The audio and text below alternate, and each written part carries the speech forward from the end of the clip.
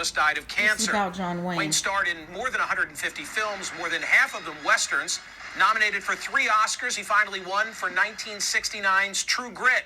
But in this woke era that has seen the removal of Confederate statues, new attention is being paid to inflammatory quotes from Wayne's interview published in Playboy magazine, May 1971. Like this one: "I believe in white supremacy until the blacks are educated to a point of responsibility." That and more led to this proposal in the LA Times. It's time to take John Wayne's name off the Orange County Airport. Its author is LA Times columnist Michael Hiltzig. He's here to explain. Also here to respond is Ethan Wayne, the 6th of John Wayne's 7 children. He himself acted in several movies with his late father. Michael, the 1971 interview preceded the naming of the airport, so presumably those who made the decision to name the airport had awareness of these comments. Sure. I think it was no secret that John Wayne held extreme right-wing views. This was part of his personal persona. The airport was named after him really not because there was any public clamor or community clamor to honor him, but it was part of a political deal so that the airport could get expanded. And the one political leader who opposed that agreed to this deal if John Wayne's name would go on the airport. That's how this happened. How much of this debate, this conversation, is due to the fact that there have been some real significant changes, politically speaking, in Orange County? You mentioned Orange County to me. I think of the sort of the heart of rock-bed conservatism and republicanism. I think of Yorba Linda, Richard Nixon. I think of the John Birch Society having come out of that area. But it's changed. It's changed dramatically. In fact, the old Orange County was the Orange County we think of from 1971. It was the hive of rock-ribbed conservative republicanism that was exemplified, in fact, by the political views of John Wayne. That Orange County does not exist anymore. It's much more diverse politically. Minorities, ethnic groups have a much stronger voice in Orange County today than they did then. And as we saw in November, when the last remaining Republican members of Congress were turfed out by the voters, it's become right now a 100% Democratic delegation in Congress. Is it fair, looking through a 2019 lens, to hold John Wayne accountable for things that he said in 1971? Yeah, I think the fact of the matter is that the views that he expressed in 1971, I think were extremist even for 1971. That was not a prehistoric period. There's clippets of John Wayne at the Oscars when Sacheen Littlefeather had went to decline the Oscar for Marlon Brando, and he was so disrespectful to Sacheen Littlefeather. And if I'm not mistaken, he made a quote or something pertaining to her vagina. What did he say? I'll have to find it. As I pointed out in my column, the civil rights movement was at high tide at that point. Martin Luther King had been assassinated just 3 years before. In 1964 and 1965, we had federal legislation for civil rights. Rosa Parks refused to give up her seat on the Montgomery bus in 1955. So these things were all in the air, and I think John Wayne was reacting to that movement. He wasn't expressing an old view. He was reacting to the advances that we were seeing in the civil rights movement.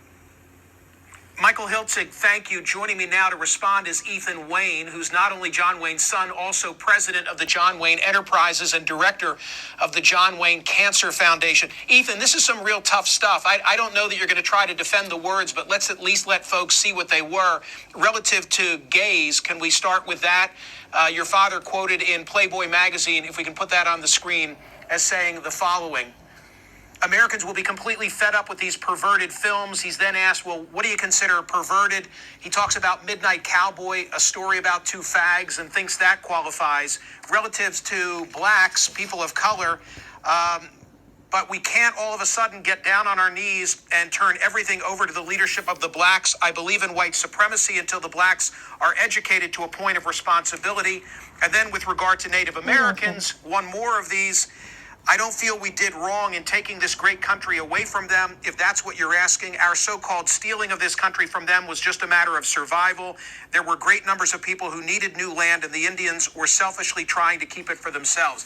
And I did read the full interview because I didn't want to take anything out of context. Respond to that.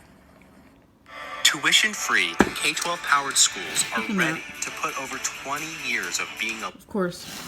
Well, thank you for having me on and letting me respond. I think you do have to go to the context of that entire interview. This is an interview that took place over 2 days, and I believe the transcript... Wait a minute. Come on now. I know about context. However, how can you say there's something a greater context to those comments? Come on, stop it. It's about 8 hours long. It was a pretty contentious discussion over politics and the film industry. So if we want to, let's start. I think he started with the gay term. He used the word. He used a terrible word, no doubt about it. But he used it not in the context of an individual's sexuality. He used it in the context of the changing landscape of the motion picture business, something that distressed him. Because he was the my father king of worked in cowboys? Hollywood for 50 years, and Hollywood is probably, one of the most progressive and diverse communities on earth. He didn't care what race, Let me see if I can find gender, sexual orientation you were. Wrong. He cared. Wrong answer. Not true. He's like another Trump.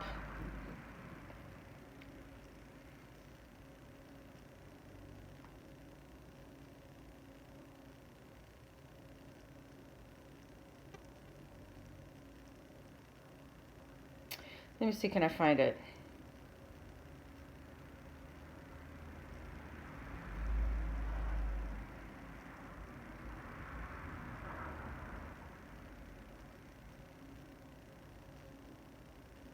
Oh my God, I gotta find it.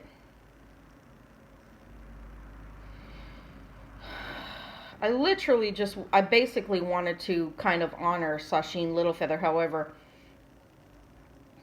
let me see.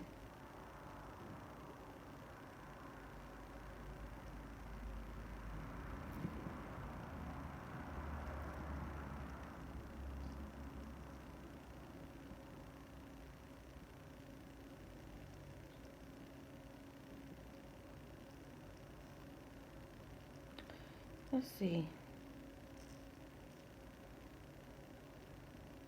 Oh my God, where is it?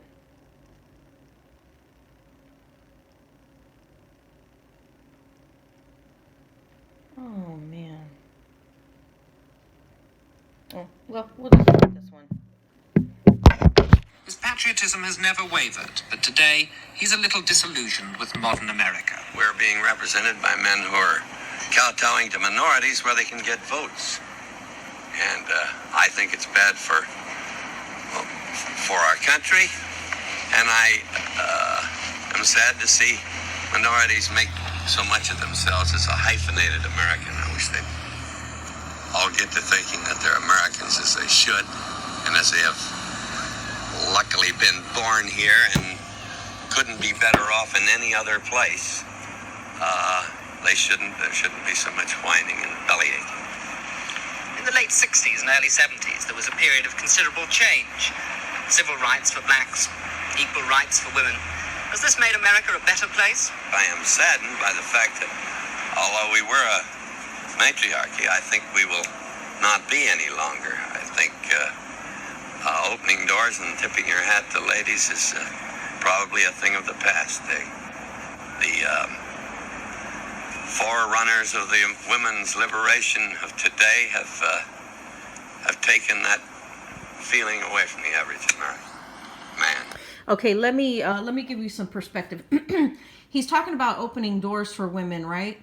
And that the feminist movement has gotten to the point where it's taking that kind of privilege away. However, in his Western movies, and all of these Western movies that he and his peers were actors in, they literally literally, on so many different occasions, have episodes of slapping women in these cowboy movies, okay?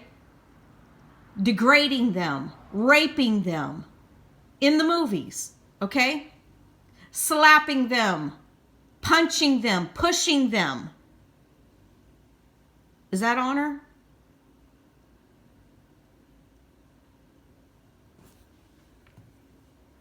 Keep your fucking doors closed then.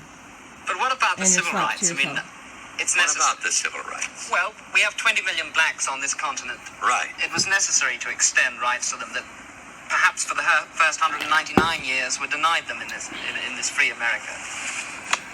I guess that they've had a pretty tough break, but not quite as bad as you and your do-gooder friends would have them believe. They live as well here as they live in any other country over that 199 years. True, I think they do have a right to more rights, but it isn't a thing where the rest of the country should feel terribly guilty about anything because they have had a better life here and their fathers and mothers than they would have had any place else. And I want to see them have everything.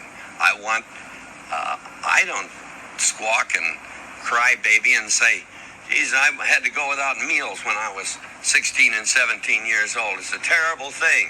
I don't think that you should look back and whine and bellyache or try to hold somebody else guilty for everything you did.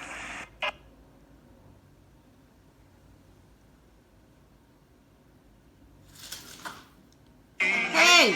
On a brand new day, on the wild and windy shores of old Sugar High. Okay, let's find some things here because I really am trying to find the statement he made about Sacheen Littlefeather. I need to find it. I'm trying to find it.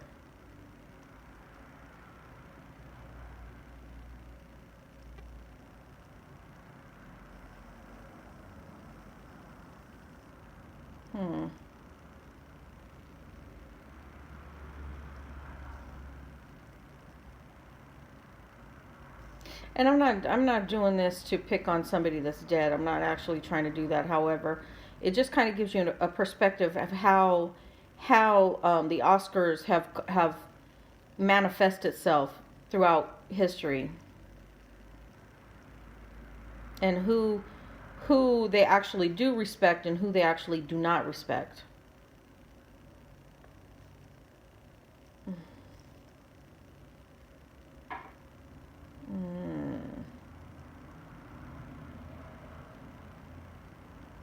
Somebody took it off of here. It used to be on here.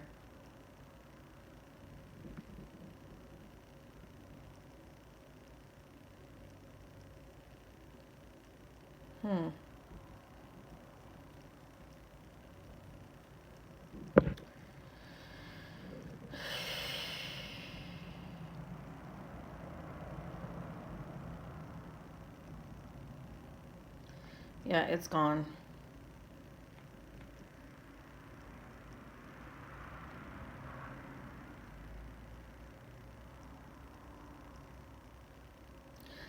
Let's play this though. Under the great music director named Ingmar Bergman. Often to be most eloquent is to be silent. You're quite right. The film we've just seen has said it all. I think we should say that those nominated for the best performance by an actor are Marlon Brando in The Godfather. Michael Caine in Sleuth, Laurence Olivier in Sleuth. Peter O'Toole in The Ruling My Class, hands are so Paul dry. Winfield in Sounder. I wash my hands all day long and all night The long. winner Okay. is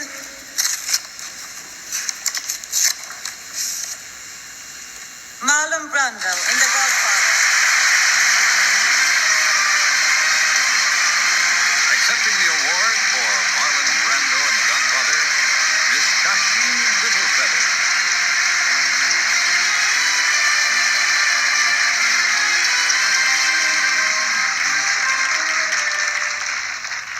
Hello, my name is Sacheen Littlefeather. I'm Apache, and I am president of the National Native American Affirmative Image Committee. I'm representing Marlon Brando this evening, and he has asked me to tell you in a very long speech, which I cannot share with you presently because of time, but I will be glad to share with the press afterwards, that he very regretfully cannot accept this very generous award.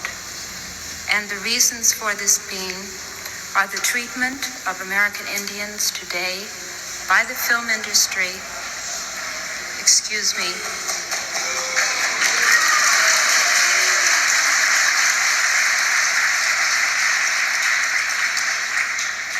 and on television in movie reruns, and also with recent happenings at Wounded Knee.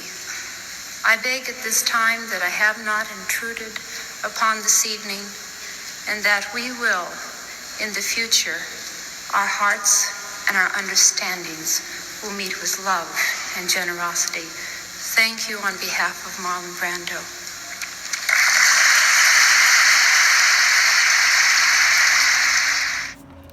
Okay, so that's the actual speech that Sacheen Littlefeather gave on behalf of Marlon Brando. However, after she made that speech, now I don't know if anybody understands, she said nothing wrong.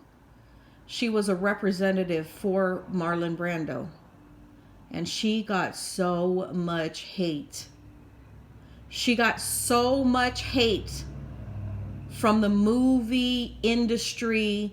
And just like Will Smith and Jada Pinkett have gotten hate from the Oscars and all of their peers, this woman got so much hate. Somebody took the actual clips down about what John Wayne had said about her, but what he said about her was extremely disrespectful. Extremely disrespectful. And part of it was because Sacheen Littlefeather's mixed heritage. She's mixed of white and Apache Indian and another tribe of Indian, which happens a lot of times in the Southwest. You'll have different mixtures of tribal people, and they are clans. They're the mother clan, father clan, what have you. And she has 2 mixtures plus also European DNA. One of her parents is white. She got really disrespected at this Oscars award.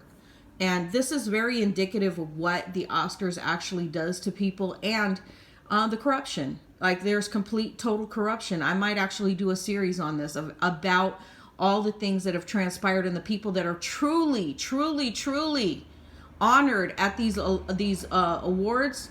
The ones that actually are not fake honored, like Will Smith got fake honored.